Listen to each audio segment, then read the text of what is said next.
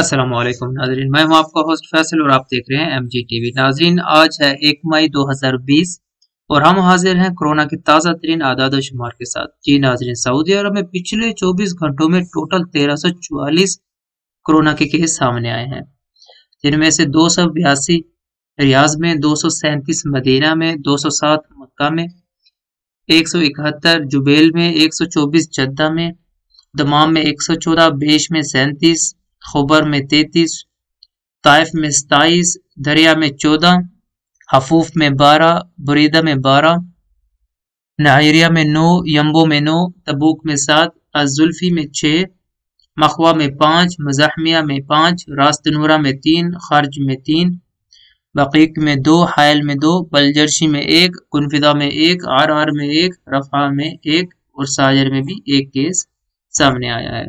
تو اس طرح ٹوٹل سعودیہ میں کورونا کے مریضوں کی تعداد 24,097 ہو چکی ہے اور صحت یاب ہونے والوں کی تعداد 3,555 ہو گئی ہے اور وفات پانے والوں کی تعداد 169 ہو چکی ہے۔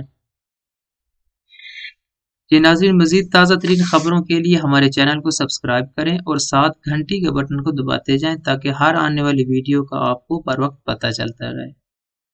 اپنے ہوسٹ فیصل کو اجازت دیں۔ اللہ حافظ۔